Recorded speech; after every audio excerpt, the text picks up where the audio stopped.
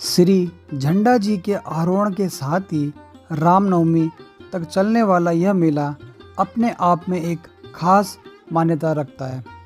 जैसे कि आप सभी जानते हैं कि होली के 5 दिन बाद ही यह मेला शुरू हो जाता है और हर साल यहाँ पर पूरे उत्तर भारत से राज्यों की संगतें आकर भक्ति, उत्साह और उल्लास और साथ ही उमंग के साथ श्री झंडा जी का आरोहण करते हैं और यहाँ पर आकर दर्शन करते हैं।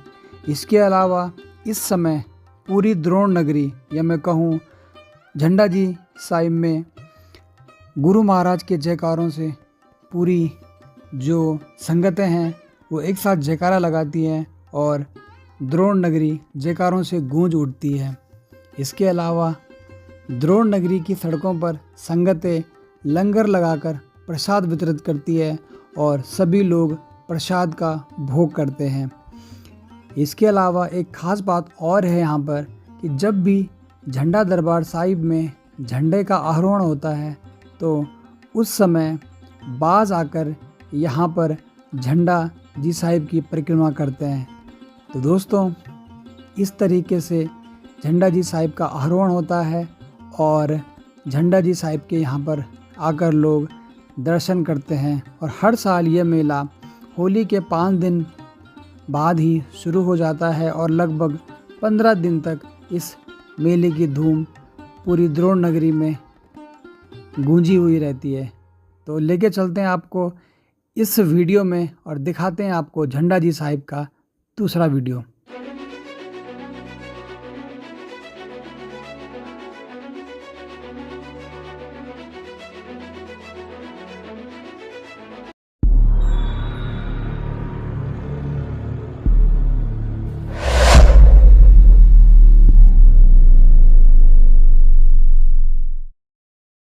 वीडियो में हमने आपको बताया था कि यहाँ पर किस तरीके से लोग आते हैं और यहाँ पर लोग प्रसाद चढ़ाते हैं और कुल मिलाकर ये है कि मैंने आपको जो झंडा मेला जहाँ पर झंडा चढ़ता है उसका फ्रंट व्यू आपको वहाँ से दिखाया था।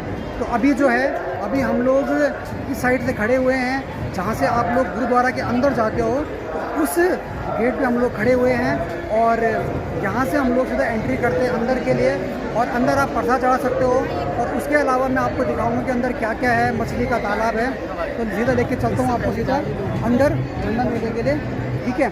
और सबसे पहले क्या है कि यहाँ पर आपको भाई जूते उतारने हैं, ठीक है, और बिना जूते लेकर के आप अगर अंदर जाओगे तो खुद ही अच्छा नहीं लगता है, ठीक है।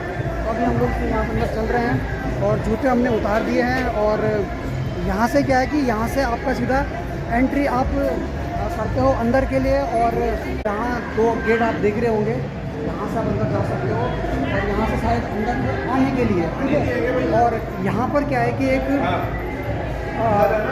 बोर्ड लग रखा है और जो यहाँ के बारे में बताता है, ठीक है।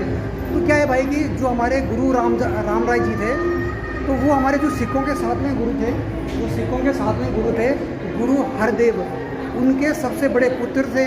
और मैंने आपको पिछली वीडियो में बताया था कि 1676 में जब गुरु राम राय जी भ्रमण के लिए निकले थे तो यहाँ पर वो आए थे, उनका घोड़ा यहीं पर रुका था और उन्होंने अपने संगत को यहीं पर रुकने के लिए कहा था। तो यहाँ पर वो सब लिखा हुआ है, ये लिखा हुआ है श्री गुरु Ram Rai Darbar Sahib oldest and holiest place of Dehradun. तो ये सब लिखा हुआ है बोर्ड पे। तो भाई ये है अंदर का दृश्य और ये जो गेट से हम लोग अंदर आए थे और फाइनली अब हम अंदर पहुंच चुके हैं। तो यहाँ पर आप लोगों की भीड़ देख सकते हो और जो पीछे आप लोग देख रहे होंगे तो वहाँ पर क्या है कि लोग प्रसाद चढ़ा रहे हैं। और जैसा कि मैंने आपको पहले भी कहा था कि यहाँ पर क्या है कि तालाब भी है, ठीक है। तो ये तालाब वैसे तो और टाइम पे ये खाली रहता है, लेकिन इस समय क्या है कि ये पानी से लबालब भरा हुआ है और इसमें आपको मछलियाँ भी देखने को मिल जाती है, ठीक है। क्योंकि इसीलिए आप लोग देख रहे होंगे ये तालाब में जो वाइट करके ये खील बतासे जो होते हैं वो डाले हुए हैं और मछली क्या है कि इनको खाने के लिए ऊपर आती है, मतलब डुबकियाँ लगाती रहती है और नीचे जाती रहती है, ठीक है। तो इस समय ये भरा हुआ है और टाइम पे क्या है कि ये खाली रहता है, ठीक है। तो इसके अलावा मैं आपको और आगे लेके चलता हूँ। तो यहाँ पर काफ़ी लोगों की भीड़ है और मुझे तो ऐसा लग रहा है कि क्योंकि इससे पहले जब हम लोग पिछले साल आए थे उस समय क्या था कि यहाँ पर लोगों की बहुत ज़्यादा भीड़ थी भाई पिछले साल, लेकिन इस समय क्या है कि मुझे इतनी भीड़ दिखाई नहीं दे रही है। लोगों की खुला खुला है और आसानी से आप ये कि चल रहे हो, कोई धक्का मुक्की नहीं हो रही। लेकिन पिछले साल क्या था कि काफ़ी लोगों की यहाँ पर भीड़ थी। तो ये है पूरा अंदर का व्यू, अंदर का नज़ारा। और यहाँ पर लोग क्या है कि प्रसाद चढ़ा रहे हैं और यहाँ से हम लोग थोड़ा आगे जाने का प्रयास करते हैं, ठीक है।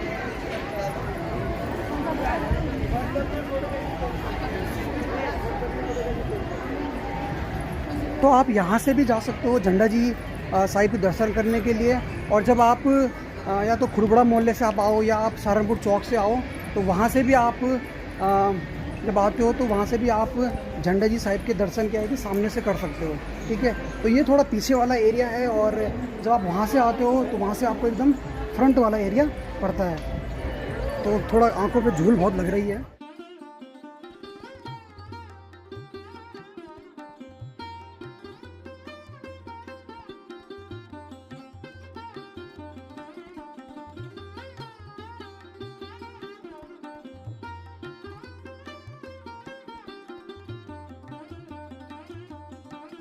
तो ये है अंदर का दृश्य। और यहाँ से जब आप आगे जाते हो तो आप सीधा झंडा जी साहिब में पहुँच जाते हो, जहाँ पर अभी हम लोग गए थे। तो ये है अंदर का दृश्य।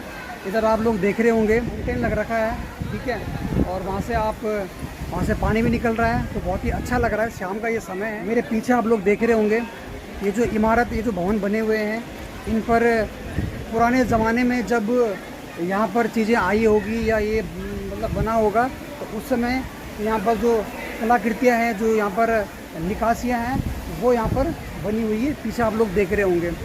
तो ये उस समय का है। तो अंदर से अब हम लोग दर्शन करके आ चुके हैं और यहाँ से अब मैं आपको लेके चलता हूँ जहाँ से हम लोगों ने एंट्री करी थी, सीधा बाहर की तरफ, ठीक है। तो यह है पूरा अंदर का नज़ारा। यहाँ पर लोग आ रहे हैं, यहाँ से लोग आ रहे हैं और झंडा जी साहिब के दर्शन करने के लिए आप उधर पीछे, ठीक है। और यहाँ से अब हम लोग सीधा बाहर की तरफ निकलते हैं। तो ये छोटा सा द्वार यहाँ से। और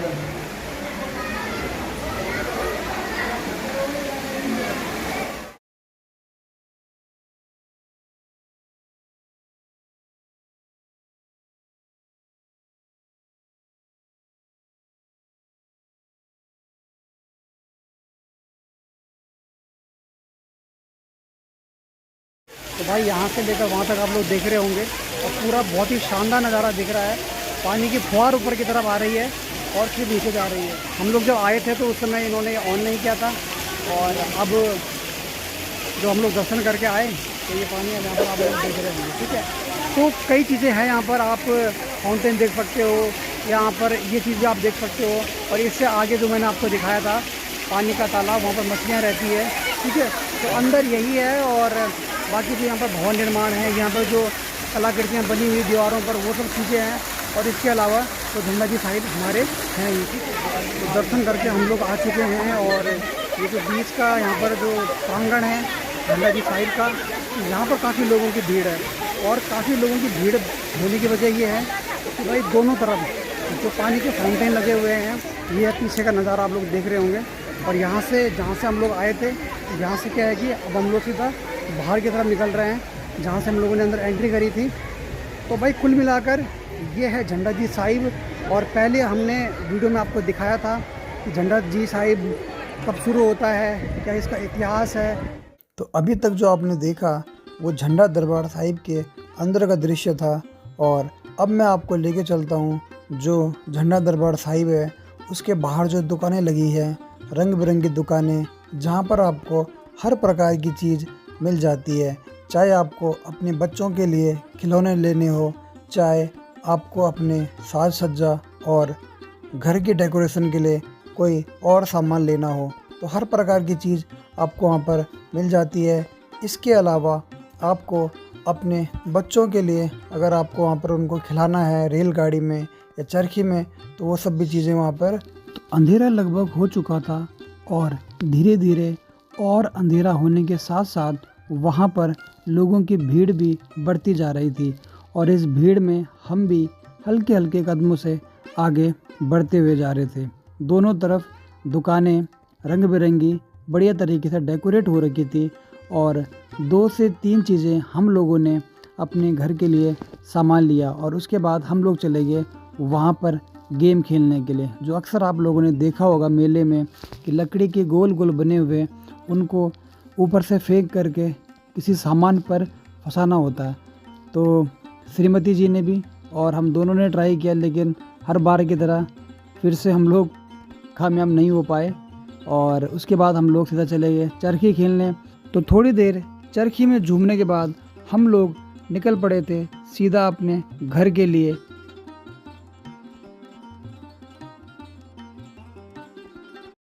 तो ये था झंडा जी साहिब का कंप्लीट वीडियो, और जैसा कि हमने आपको एक पहला वीडियो दिखाया था और ये हमारा दूसरा वीडियो है, और जो चीज़ें छूट रही थी तो इस वीडियो में हमने कवर करी।